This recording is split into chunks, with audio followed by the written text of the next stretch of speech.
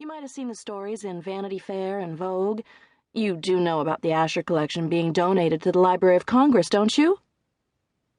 Actually, I'd seen both articles, the fashion shoot in Vogue and the VF piece, The Rise of Wall Street's Recovery Whiz Kids.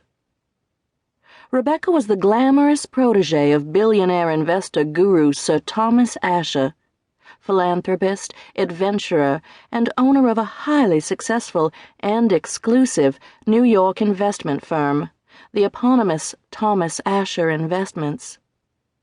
As for the library donation, you'd have to be living in a cave for the past few months not to know that he and Lady Asher were making one of the most significant gifts to the institution since Thomas Jefferson sold his personal library to replace what the British burned during the War of 1812.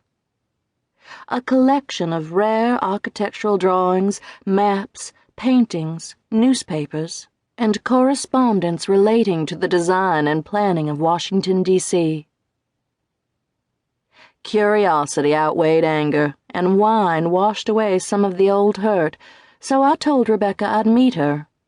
I even agreed to be her guest Saturday evening at a black-tie gala honoring her boss's philanthropy and patronage of the arts.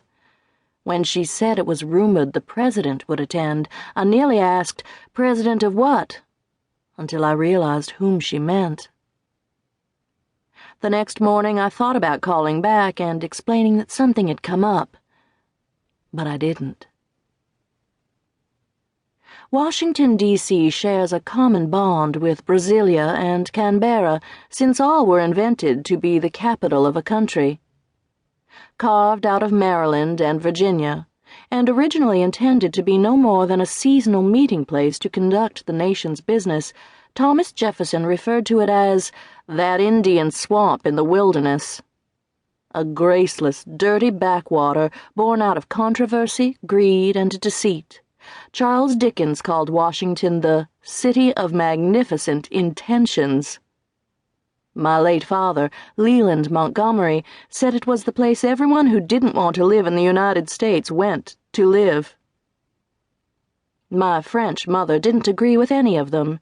She was captivated by the classic elegance of a city designed by Pierre l'Enfant, a fellow countryman who envisioned broad, Versailles-like diagonal avenues overlapping a grid of streets resembling spider webs and graced by wedding cake public buildings of columns, domes, pediments, and porticos in homage to the architecture of ancient Greece and Rome. When my brother, sister, and I were kids, she often made the 1-hour drive into town so we could explore the museums, monuments, art galleries, parks, and theaters. After she died, I realized I'd become as seduced by Washington as she had been, but I also knew its dark, violent side away from the federal city, where drugs, crime, and poverty gave the place its other name, murder capital of the United States. Rebecca had booked a suite for us at the Willard Hotel, 2 blocks from the White House and a stone's throw from the National Mall. The Willard is an iconic landmark, a place of old-world elegance and luxury, with its lobby of elaborate mosaic floors, coffered ceilings, marbled columns, and federal-style furniture grouped in discreet seating areas throughout the room. Its nickname is the Residence of Presidents because every U.S. president since the hotel opened in 1850 has either visited or stayed there. Other luminaries on the guest list include Mark Twain, Houdini, Walt Whitman, Jenny Lind, and Mae West. Julia Ward Howe wrote the Battle Hymn of the Republic while staying there. Martin Luther King Jr. wrote his I Have a Dream speech at the Willard. A valet held the door as I walked into the splendid lobby, past an enormous vase of hyacinths that graced a table of inlaid wood and mother-of-pearl.